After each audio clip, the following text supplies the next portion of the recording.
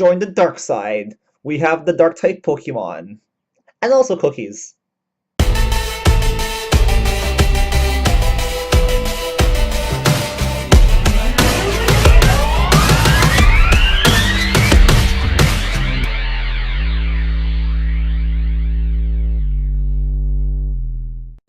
Hello, YouTube! This is Chriz Maniac, your friendly neighborhood maniac, bringing you folks another Pokemon X and Y Wi-Fi battle. And this match is a UU match versus my boy Lavaughn. And even though Lavaughn brought along 3 OU Pokemon in the form of Conkeldurr, Greninja, and his crab thingy, which is down to UU now. Actually, I'm not sure. This is a UU match more than anything because the majority of the Pokemon in here are in fact UU. So looking at my team has walls in the form of my Cofagrigus and my Umbreon. They're the stars of this battle because they really wall Lavaughn's team to oblivion.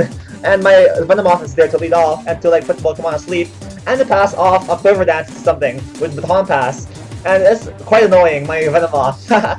So he lives out this Crawdon, and my opponent, being the usual battler he is, he boosts up his Pokemon. He's the boosting king, but before he boosts up, I put his Crawdon to sleep. So, good night, Crawdon, because now, while you're sleeping, I'm gonna Quiver Dance and wreck something. So, he would balance his Crawdon, that is all good, and this gives me a free turn to do something. He goes Aerodactyl. I'm not threatened by this by one bit because I have a Focus Sash. Focus Sash allows me to survive stuff. So, with that Bug Buzz, I do a hefty amount of damage to Aerodactyl because I have Tinted Lens, which makes my attacks neutral against Pokemon that normally would resist my attacks. So he Mega Evolves into his Mega Aerodactyl, and I bring in my Cofagrigus to wall this thing, and yeah, true to his design, he just takes physical attacks all day because he's a big coffin that's metal. Yeah, you can't really touch that. And he's a ghost also. Physical attacks can't really touch ghosts. So yeah, I take that like a champ. He lost his Aerodactyl, and this is one of my Dark Bros, which is what I call my Wall Core, which is my Umbreon and my Cofagrigus, and they cover each other's weaknesses, and they are a very good defensive core. They really wall Pokemon like crazy, and it's even good in OU. Anyways, I knock out the next Pokemon that comes in, which is his Crawdon. I knock out his Focus Sash, whatever, it doesn't really matter. I don't really care about that. He wakes up right here, he goes for Dragon Dance, and I'm fine with that. If he went for an attacking move, he could have broke my Sash, and he could have swept my team. But now, I bring in my Venomoth, I can survive one hit from this thing, which is knockoff, and thankfully enough, my Focus Sash gets used before it gets knocked off, so that is great, and I can just finish this thing off with the Bug Buzz. So ATV, my Venomoth, the Dragon Slayer from the first playthrough of Twitch Plays Pokemon, like how he destroyed the Dragonite, he destroys the Crawdon, so that goes his Crawdon. Engel's Conkeldurr, he's obviously gonna revenge kill me with a Mach Punch or something, I don't want that to happen. So I bring Akhenaten, and he goes for a knockoff on my Switch, which is a great prediction, and it does hefty amount of damage to my Cofagrigus. But now, I'm not gonna survive one more knockoff because he won't get the bonus, because he already knocked off my item. And I can just go for the Pain Split, get all my HP back, and my Cofagrigus is a healthy, happy Pokemon. So I take all the delicious, nutritious HP from his from his Conkeldurr, with my Cofagrigus, and I'm still walling Pokemon all day, every day. In comes Nidoking, and Lavaughn's still here, trying his best to put on the offensive pressure on my team, but my Pokemon are walling him, and my Cofagrigus is doing a very good job of doing that. Anyways, I'll knock off his Life Orb, so now his attack won't do as much damage as he would like with Sheer Force and Life Orb. So he misses out on the KO right there because I knocked it off. And he goes ATV just to sack it off, and ATV has done his job well, taking out that Crawdon, putting something to sleep, which is Crawdon again, and I'm doing a hefty amount of damage to the Aerodactyl with Bug Buzz. Anyways, I bring in my own Mega Aerodactyl because this is the Mega of my team, and right here he withdraws his Nidoking because he can't really do much to me. Actually, I would speed him, but he could retaliate back with Ice Beam, but not without me taking out his Nidoking in the first place. So he goes Porygon to wall me probably, and I Mega Evolve into my Mega Aerodactyl, and it's such an underused Mega Pokemon because Mega Aerodactyl is even good in OU. His coverage is just so good.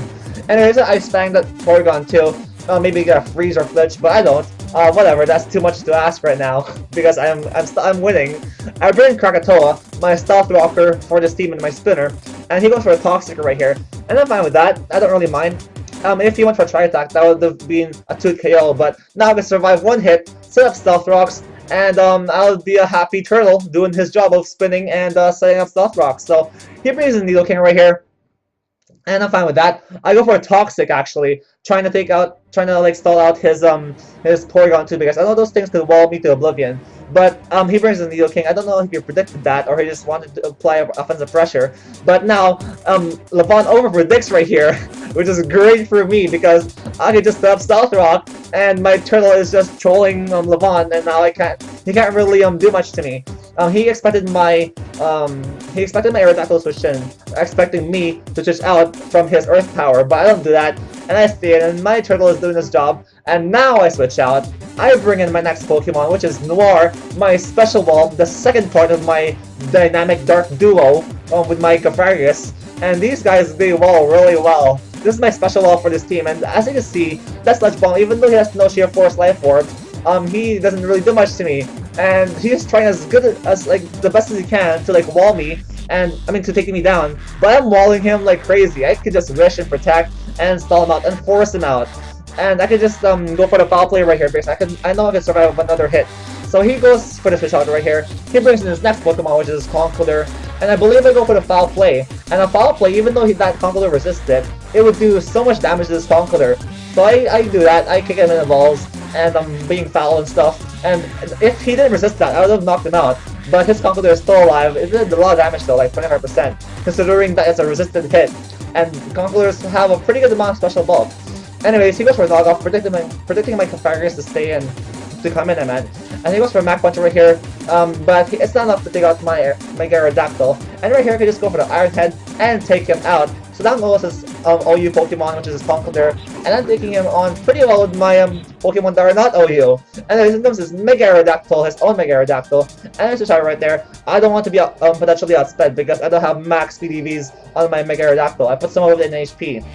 Anyways, he goes for a Stone Edge right here, and I can take away his Tough Claws boost.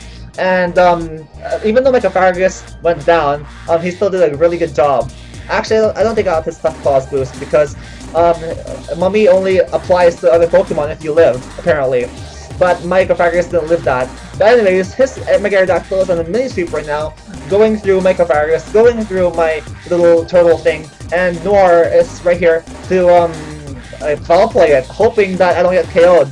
But right here, he gets kind of greedy, Lavaughn, because I could just foul play him and Umbreon takes him down. So my Dynamic Dark Duo member, it revenge kills the death, or rather KO, of his buddy, which is Cofagrigus, and foul plays that thing down. So he comes Porygon too. He traces my Synchronize, and I'm hoping he would Toxic me, which is awesome because now I have Heal Bell on his Umbreon instead of Toxic.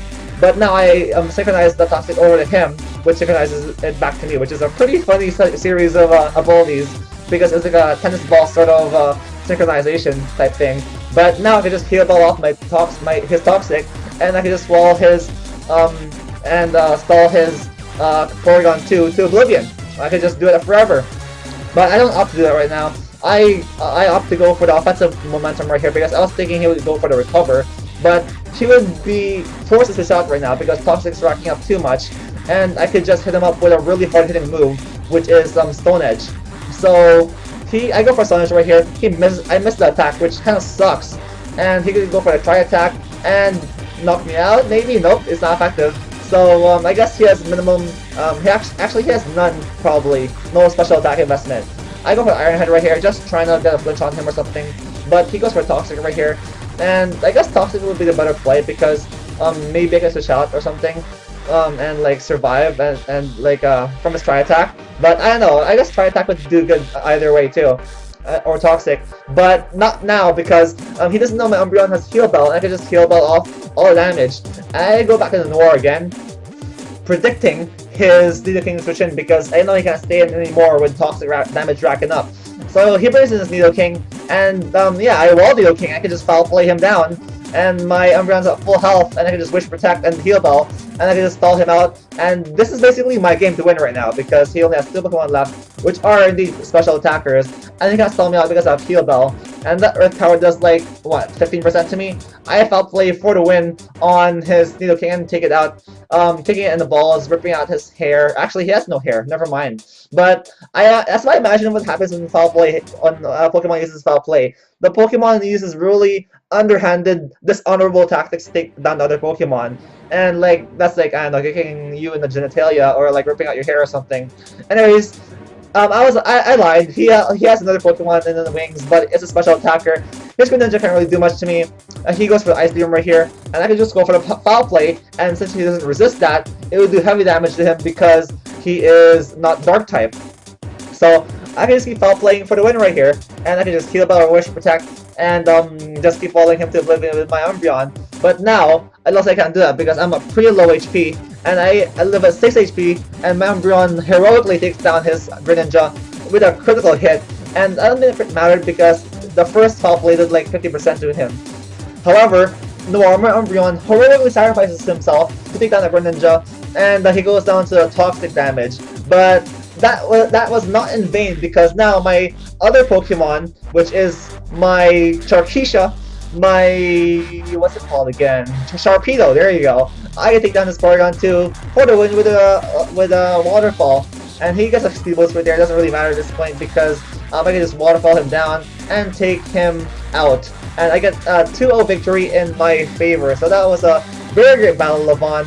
And folks, use the Umbreon Cofagrigus Wall Core if you can, if you have access to the Poketutor moves, because they're a very good core, they're very solid, and it's kind of hard for your Pokemon to break through them. For your opponent's Pokemon, I meant.